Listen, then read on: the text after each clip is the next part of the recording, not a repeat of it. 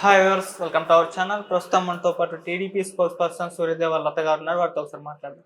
Madam నమస్కారం. Madam నమస్తే. Madam CM Ramesh గారు బీజేపీ లీడర్ మరి రీసెంట్గా ఒక ఇంటర్వ్యూలో ఏబిఎన్కి ఇచ్చిన ఇంటర్వ్యూలో ఆయన ఏం చెప్తున్నారంటే జగన్ గారు అండ్ భారతి గారు ఇద్దరు కూడా వివేక హత్య కేసులో అరెస్ట్ అవుతారు అని చెప్పేసి అమిత్ షా గారు తనతో చెప్పినట్టు ఆయన చెప్పడం చూస్తున్నాం. మరి నిజంగా మరి అరెస్ట్ అయ్యే అవకాశాలు ఏమన్నా కనిపిస్తున్నాయా మేడం? అంటే బీజేపీ నాయకులే చెప్తున్నారు అని అంటే దీని ఏదో ఆలోచించాల్సిన విషయమే. అంటే వాళ్ళు ఇప్పుడు మనకు కూడా ఒక అవగాహన ఉంది కదా.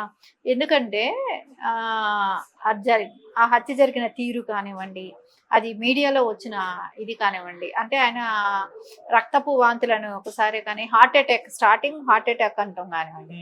హార్ట్ అటాక్ అన్నప్పుడు ఫస్ట్ అది సాక్షి మీడియాలోనే హార్ట్ అటాక్ అనేది రావటం. సో దాని తర్వాత రక్తపు వాంతులు చేసుకొని చనిపోయారు అని అంటాం. కానీ అంటే మనకు ఆ ఇన్సిడెంట్ అంటే పవర్ పాయింట్ ప్రజెంటేషన్ చేసిన సునీత గారు ఆ విజువల్స్ మనం చూసిన వెంటనే మనకు అనిపించింది. అది పెద్ద గొడ్డలి పోట్లు నరకటం అనేది కనపడుతుంది, అంతా చీలిపోయింది అది. సో అవన్నీ చూస్తే మనకు ఖచ్చితంగా దేంతోనో బలమైన ఆయుధంతోనే నరకటం అనేది కత్తే కావచ్చు, గొడ్డలో కావచ్చు, ఏ జరుగుంటది అనేది అయితే ఎవరైనా గెస్ చేస్తారు.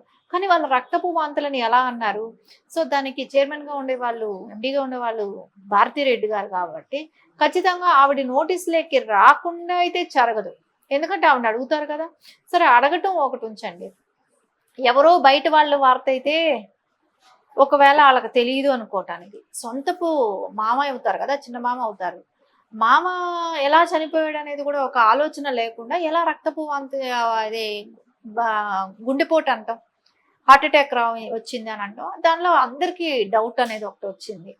సో తర్వాత ఆ బాడీని డ్రెస్సింగ్ చేసిన విధానం చూసినాక, ఆ బాడీ బయట వచ్చినప్పుడు మనం డ్రెస్సింగ్ చేసి మనం విజువల్స్ చూసినప్పుడు కానివ్వండి, అంటే మనకు సునీత గారు చూపెట్టిన విజువల్స్ వేరు, ఈ విజువల్స్ వేరు. అంటే మనం బయట వచ్చేసినాక ఇది మొత్తం తనకి బ్యాండేజీలు కట్టేసినాక చూసాం మనం. సో దానికి ముందు ఫొటోస్ చూస్తే మనకు పక్కాగా అనిపిస్తుంది అది అంత పెద్ద రక్తం మడుగులో వాడు బాడీ ఉండటం, బాడీ అంతా చీలిపోయి ఉండటం, ఇవన్నీ తల అంతా చీలిపోయి ఉండటం, ఇవన్నీ చూస్తే మనకు ఖచ్చితంగా అనిపిస్తుంది ఇది ఎందుకు ఇంత డ్రామా ఎట్లా నడిచింది అనేది ఖచ్చితంగా అందరికీ అనిపిస్తుంది కదా. అది ఒకటి. సరే సునీత గారిని ఫస్ట్ వాళ్ళు మేనేజ్ చేసి చంద్రబాబు నాయుడు గారు చేయించారని చెప్పి వాళ్ళు ప్రజల్లోకి తీసుకెళ్లటమే కానివ్వండి, దాని తర్వాత నుంచి అవినాష్ రెడ్డి గారిని ఎవరు కనిపెట్టారు, ఎవరు చెప్పారు? సిబిఐ తీసుకుంది, వాళ్ళు నిందితుడని చెప్తున్నారు. సరే వాళ్ళే తీసుకున్న దానిలోనే అతను నిందితుడు అంటే అతన్ని సేవ్ చేస్తున్నారు కదా. సో అంటే సేవ్ చేయడానికి కూడా మనకి ఇక్కడ ఒక రీజన్ కనపడుతుంది. ఒక 43,000 కోట్ల ఆస్తి అక్రమ కేసు అనేది అందరికీ తెలిసిన విషయమే. సో అది దానిలో ఎందుకంటే భారతిరెడ్డి గారి మీద కూడా ఆస్తులు ఉన్నాయి కాబట్టి, దానిలో కూడా ఆవిడ ఆస్తులు ఉన్నాయి. భారతీ సిమెంట్స్ కానీ ఇవన్నీ కూడా ఉన్నాయి కాబట్టి అది దానిలోనే ఉంటది. తర్వాత ఈ హత్యలో చూసుకుంటే ఆవిడకి ఎలా ఇన్ఫర్మేషన్ వెళ్ళిందనే కానివ్వండి, ఆడ ఫోన్స్, సో ఆ టైంలో అక్కడికి తాడేపల్లి ప్యాలెస్కి ఫోన్లు వెళ్ళటమే కానివ్వండి, ఇలా అంటే ఇన్సిడెంట్ జరుగుతున్నప్పుడే వాళ్ళకు కూడా ఫోన్లు మెసేజ్లు వెళ్ళటమే కానివ్వండి, ఇవన్నీ కూడా కనిపెట్టడం జరిగింది కాబట్టి సో ఖచ్చితంగా వాళ్ళ మీద డౌట్ అనేది ఒకటి రేజ్ అయింది. తర్వాత ఎందుకు అవినాష్ రెడ్డిని ఎందుకు ఇంత సేవ్ చేస్తున్నారు? సో అవినాష్ రెడ్డిని ఇంత కాపాడాల్సిన అవసరం ఏంటి? సో ప్రజలందరూ కూడా అతని దోషాన్ని చూపెడుతున్నప్పుడు వీళ్ళు ఎందుకు అంత సపోర్ట్ చేస్తున్నారు? యాక్చువల్లీ అయితే సీట్ ఇవ్వాల్సిన పని లేదు, వీళ్ళు తప్పించుకోవచ్చు, కానీ ఎందుకు సీట్ ఇస్తున్నారు అంటే వీళ్ళు ఇన్వాల్వ్మెంట్ ఉందని అతను ఏమైనా బయట పెడతాడేమో. రేపు పొద్దున వాళ్ళు అరెస్ట్ చేస్తే, సిబిఐ వాళ్ళు అరెస్ట్ చేస్తే ఇతని ఇన్వాల్వ్మెంట్ వీళ్ళకి కూడా తెలుసు, వీళ్ళకి తెలిసే జరిగింది అని అంటారేమో అని. సో అందుకని అతన్ని సేవ్ చేస్తున్నారా వీళ్ళు అనేది కూడా ఇక్కడ మనకు ఒకటి స్పష్టంగా ఒక డైనమాలో ఉన్న వాళ్ళం అది ఇప్పుడు ఇవన్నీ చూస్తుంటే, అంటే కుటుంబ సభ్యులు కూడా అక్కడ వ్యతిరేకంగా కొంగుబట్టి అడగటమే కానివ్వండి, సునీత గారు ఇంత ఫైట్ చేస్తుంది. సో రేపు పొద్దున వీళ్ళు మనల్ని ఇంత బయటకు లాగుతారనేది కూడా అతను గెస్ చేసే ఉంటాడు. ఇది ఇంకా రేపు పొద్దున పబ్లిక్ ఇష్యూ అవుతుంది, రేపు పొద్దున ఎలక్షన్ లో వెళ్ళినప్పుడు ఇవన్నీ కూడా బయట తీస్తారనేది జగన్మోహన్ రెడ్డి కూడా గెస్ చేస్తారు కదా. గెస్ చేయకుండా ఉండే పరిస్థితి లేదు, గెస్ చేస్తారు కాబట్టి. కానీ అయినా కూడా సేవ్ చేస్తున్నారు. సో అది కూడా కాకుండా భారతిరెడ్డి గారే ప్రచారానికి కూడా దిగటం, అంటే పులివెందలే కాదు కడప మొత్తం కూడా ఆవిడ ప్రచారం చేస్తున్నట్టు. సో ఎందుకు అవినాష్ రెడ్డి గారి కోసం ఇంత తాపత్రయపడుతున్నారు వాళ్ళిద్దరు?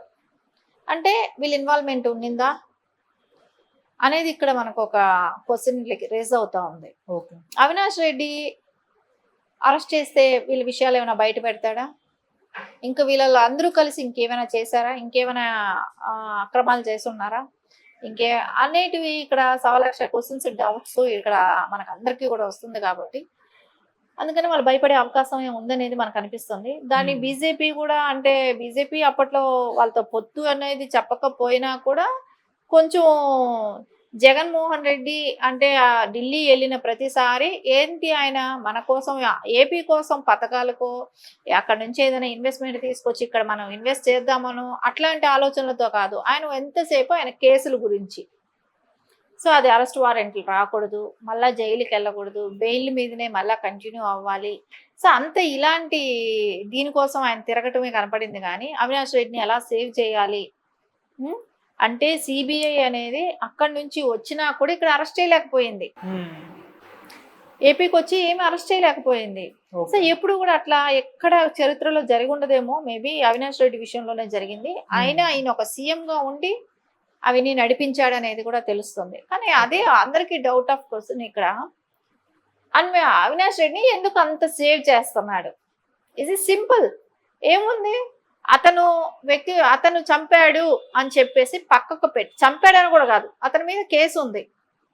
సో అది ప్రూవ్ చేసుకున్నట్టడా, అతను ముద్దాయా నిర్దోష అనేది తేలిన తర్వాత తనకి అవకాశం కల్పిస్తాం.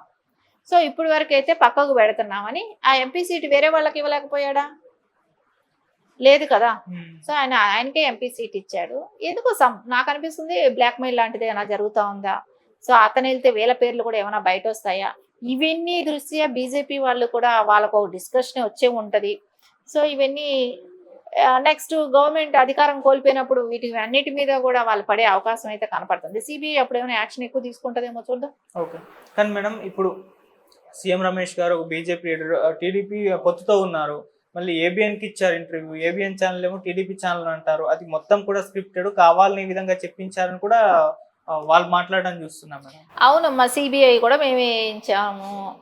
సిబిఐ మేమే చెప్పాం. ఆయన ఎవరితో పొత్తులో ఉన్నాడు? అప్పుడు మేము పొత్తులో లేదు, అప్పట్లో బీజేపీతో ఆయనేగా పొత్తు ఉన్నాడు. సో సిబిఐ ఎవరు వేశారు? మేము వేసామా? వాళ్ళే కదా వేసింది. అక్కడ నుంచే కదా సిబిఐ వచ్చి ఎంక్వైరీ చేసింది. అవినాష్ రెడ్డి ముద్దాయని వేసింది ఎవరమ్మా? వాళ్ళే కదా. అలాంటప్పుడు ప్రతిదానికి ఎవరు ఎక్కడ తిరిగినా, ఏ మీడియా ఛానల్కి వెళ్ళినా, ఎవరు ఏ పార్టీలోకి మారిపోయినా కూడా వాళ్ళందరూ తెలుగుదేశంకి ఆపాదించటం, మాట్లాడటం అనేది అందరికీ ఒక ఫ్యాషన్ అయిపోతుంది. సో దానిలో మనం ఏమీ చేయలేం. కానీ ఇంకా వాళ్ళకి నిజంగా మీరు అన్నట్టు వాళ్ళు అనేది మాట అదే. వైకాపా వాళ్ళు అనేది ఏంటంటే, సీఎం రమేష్ గారు తెలుగుదేశంలో గతంలో ఉన్న ఎంపీగా ఉన్న వారు, ఇక్కడేమో రాధాకృష్ణ గారేమో ఆంధ్రజ్యోతి. సో ఈ రకంగా మాట్లాడతారు. కానీ ఆయన మీడియా వ్యవస్థ, ఆయన ఎవరైనా పిలిచి ఇంటర్వ్యూ చేస్తారు. ఎంతమందిని ఇంటర్వ్యూ చేసినా అదంతా టీడీపీ వాళ్ళకి ఆపాదించటం. ఆయన ఎప్పుడో పార్టీ మారిపోయారు సీఎం రమేష్ గారు. ఇప్పుడు తెలుగుదేశంకి మాకు ఏం సంబంధం? పార్టీ మారిపోయారు కదా, 5 ఏళ్ల క్రితం మారిపోయారు. సో ఇప్పుడు ఆయన పార్టీకి ఆయన ఎంపీ క్యాండిడేట్ గా నిలబడ్డారు. సో టీడీపీకి ఎట్లా ఆపాదిస్తారు? అట్లా అనుకుంటే కేసీఆర్ మా మనిషే, మా పార్టీలో నుంచి వెళ్ళిపోయాడు. సో మా మనిషి అంటారా? ఆయన గురువు గారు కాదా? జగన్మోహన్ రెడ్డి గురువే కదా. అట్లా అనుకుంటే మా పార్టీ నుంచి వెళ్ళిపోయిన వాళ్ళందరూ మా మనుషులే అని అనుకుంటే ఎలా? సో వాళ్ళ అవకాశాల కోసం వాళ్ళు వెళ్తారు, వాళ్ళ పార్టీకి వాళ్ళు పని చేసుకుంటారు. సో అన్ని తెలుగుదేశానికి ఆపాదించడం కరెక్ట్ కాదు. Okay madam, thank you so much. Thank you.